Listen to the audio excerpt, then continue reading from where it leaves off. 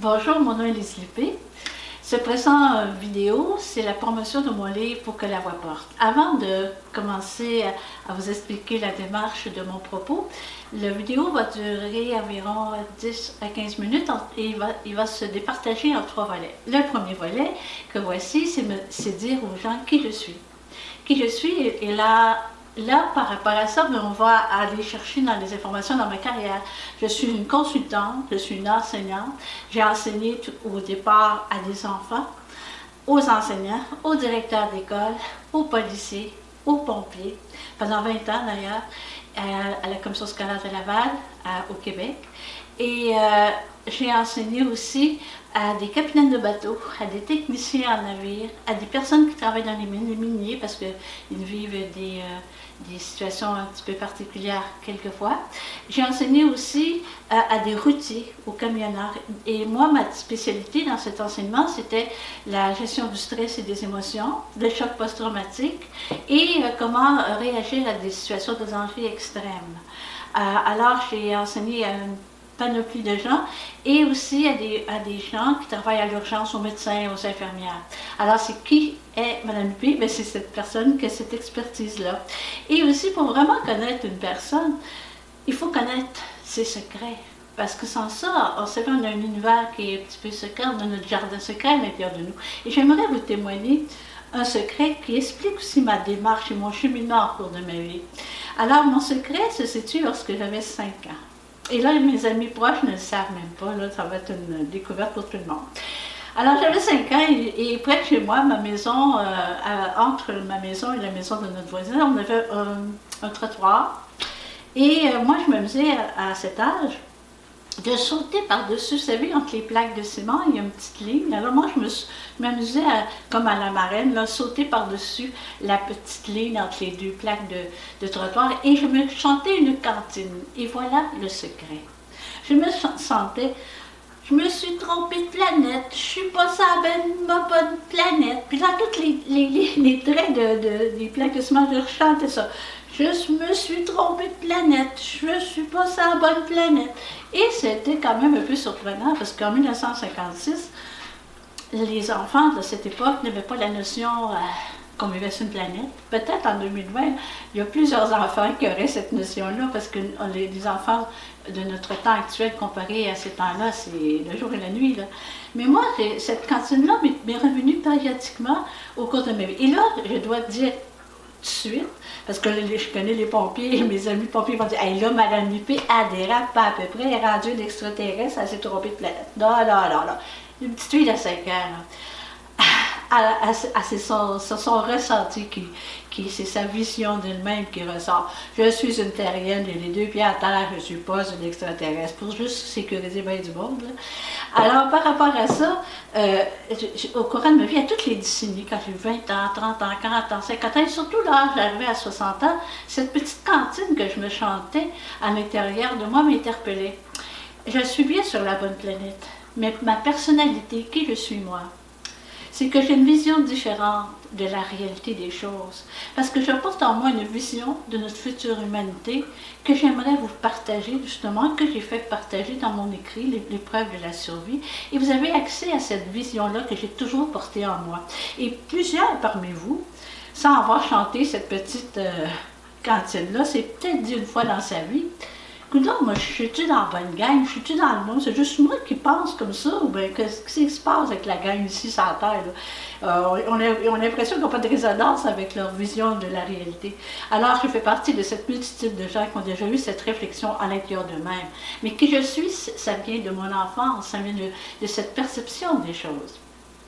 Alors, dans cette dynamique-là, ça donne l'explication de toute ma connaissance que j'ai acquise et aussi de vous aider à atteindre une spiritualité. Et là, la spiritualité, elle n'est pas stagnante, elle est évolutive. Tandis que les religions sont stagnantes et sont reliées à des dogmes, à un enseignement venant du passé, prisonnier du passé. Tandis que moi, je vous apporte une spiritualité totalement différente. Elle est évolutive selon votre niveau de conscience et la connaissance que vous acquérez au cours de votre existence. Et voilà qui je suis, et c'est mon premier volet.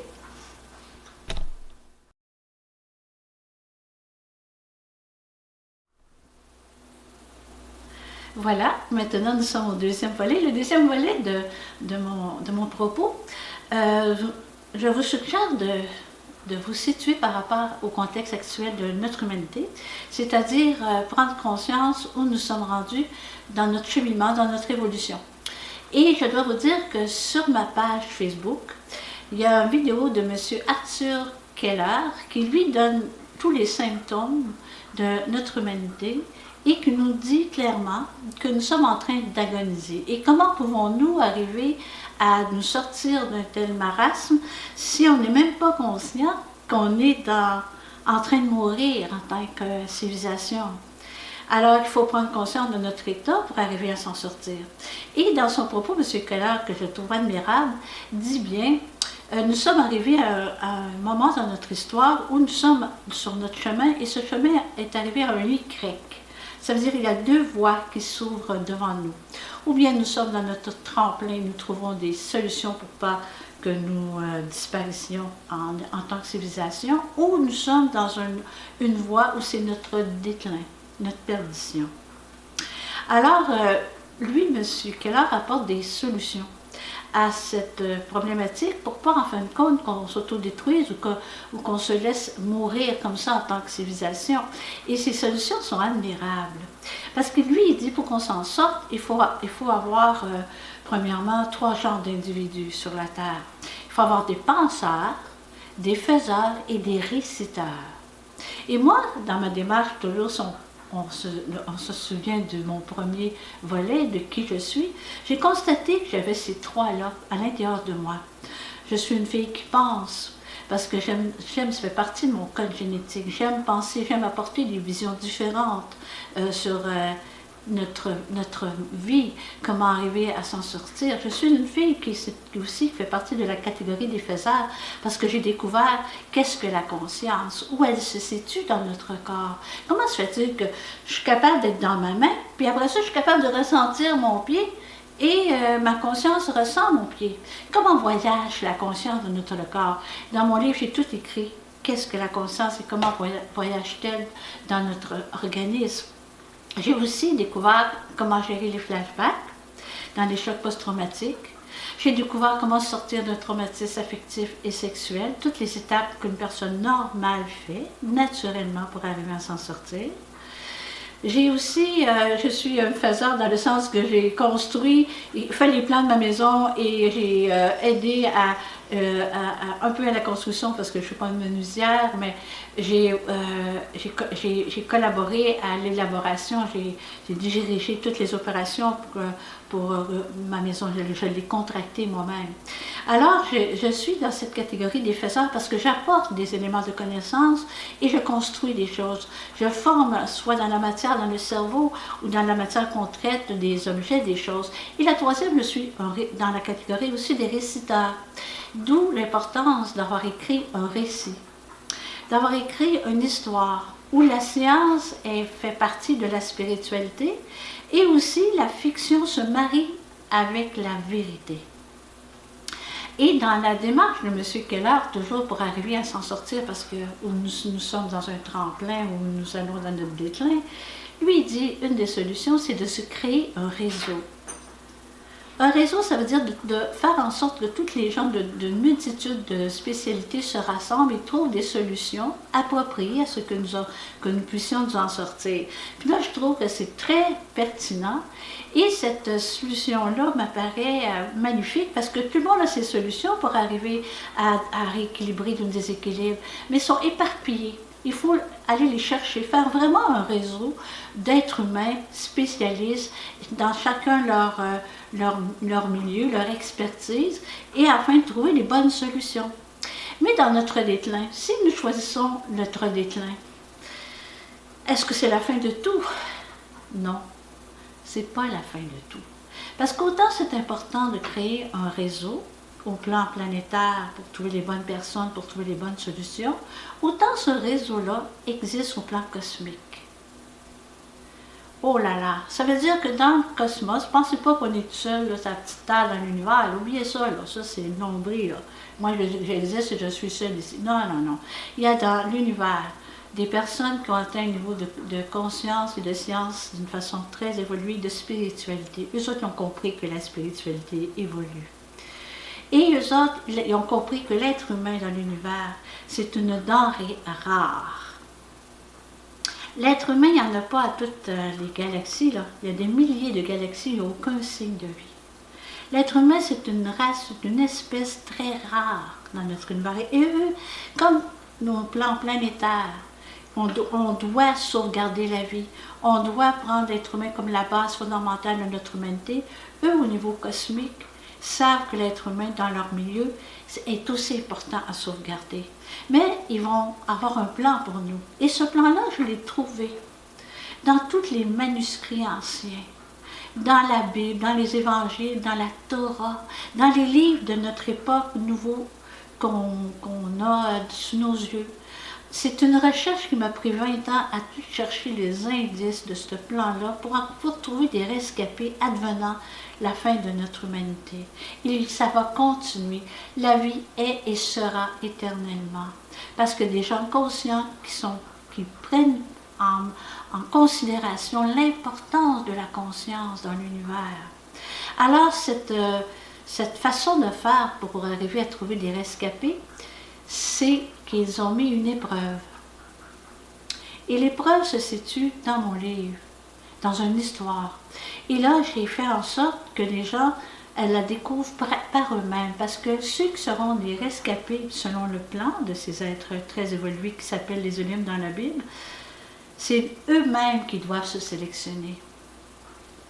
Alors, par rapport à cette dynamique-là, je considère capital que dans un récit, vous puissiez avoir accès à cette vérité-là pour que vous-même fassiez le choix. Et ces indices-là, je les ai trouvés dans les prophéties aussi. Que j'ai compris que toutes ces prophéties-là, toutes ces informations-là, c'est comme un jeu de casse-tête que j'ai réussi à assembler. Et voici au plan spirituel notre propre réalité et le plan qui a été décrété. Ce plan-là, on le retrouve très bien écrit dans l'Apocalypse aussi.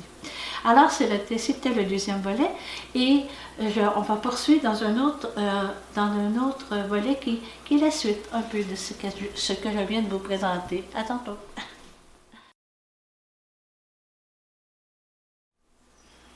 Et voilà, on est rendu au troisième volet. Ce volet parle des indices que je laisse dans mon livre pour enfin que les rescapés puissent avoir des points de jugement, d'analyse et de constat pour trouver la vérité. Et là, il y a des gens qui vont dire, mais pourquoi tu n'as pas mis carrément la vérité, puis c'est d'attard, la réalité c'est ça, puis dis-le. Je ne l'ai pas dit pourquoi. Parce que quand on confronte les gens à une vérité, le premier réflexe c'est de la refuser, de faire en sorte de se buter contre, de se lutter contre, après ça de douter, après ça de remettre en question, d'évaluer, juger et dire « Ah ben écoute, c'était ça la vérité », puis on n'a pas le temps. On est arrivé au bout du chemin, là, vraiment on est arrivé à un temps critique. Et c'est pour ça que j'ai décidé de mélanger la vérité avec la fiction. Et aussi pour une autre raison.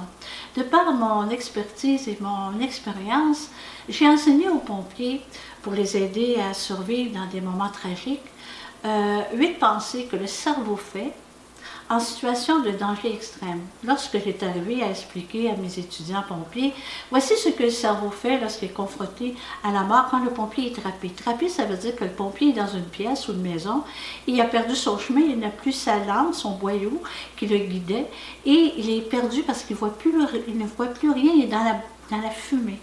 Alors, il y a 3 secondes pour se revirer de bord et à faire une attitude mentale pour arriver à ce qu'il s'en sorte. Et lorsque j'ai dévoilé les 8 pensées que le cerveau fait naturellement pour arriver à s'en sortir, les étudiants m'ont dit « Mais voyons donc, c'est bien facile, n'importe qui est capable de trouver ça. C'est normal à n'importe quoi, il n'y a rien là, ces 8 pensées-là. » Je dis « Ok, c'est beau, je suis contente que vous trouvez ça normal parce que c'est les pensées naturelles à l'être humain de toute façon, c'est ce que j'enseigne. » Mais j'ai dit « Le prochain groupe, je ne dirai pas les 8 pensées. Je vais les diviser en groupes, je vais dire, trouvez donc les 8 pensées que le cerveau fait en situation de danger extrême. Mais en 20 ans, écoutez bien, en 20 ans, il y a seulement 4 groupes d'étudiants qui ont réussi à trouver les 8 pensées que le cerveau fait en situation de danger extrême lorsque sa mort est imminente. Alors, il faut que la vérité passe par l'être humain pour arriver à l'accepter. la comprendre. Et pour ça, il faut repérer des indices. Et tous les indices sont là, avec des références bibliques, des références avec les prophéties. Quelles prophéties? Ça vient de qui? Dans quel livre vous pouvez les trouver, ces prophéties-là? Alors, les indices sont capitaux à la recherche de la vérité. Parce que la vérité, elle est éternelle. Elle vient du passé. Elle se poursuit dans le présent et elle est toujours dans le futur. Alors, si vous voulez faire partie des rescapés, vous devez trouver vous-même cette vérité-là. Je ne la dirai pas. Je ne dirai pas, ah, ça c'est vrai, ça c'est jamais. C'est vous qui allez vous sélectionner. C'est vous qui allez avoir accès au plan qui est écrit dans l'Apocalypse de Jean, des énigmes de la Bible. Alors, je vous souhaite une belle recherche. Pour ceux que ça leur tente de faire partie des rescapés, là, ils disent, ben là, de toute façon, on n'a rien à perdre. Si on trouve la vérité, bingo, s'il arrive de quoi, on est sauvé. L'important, c'est quoi? C'est d'avoir l'ouverture d'esprit suffisamment grande pour y accéder. Même si vous dites, n'écoute pas ça, ben, êtes-vous capable de l'avoir, cette ouverture-là? Parce que si vous avez cette ouverture-là, puis que vous doutez que c'est peut-être ça la vérité, vous serez parmi les rescapés de toute façon, parce que c'est votre ouverture d'esprit qui vous aura sauvé. Alors, je vous souhaite une bonne recherche. Si vous êtes de la catégorie des personnes qui cherchent une spiritualité, qui les amène ailleurs, vous êtes dans le bon cheminement par la lecture de mon livre. Alors, bonne lecture tout le monde. Merci de votre écoute.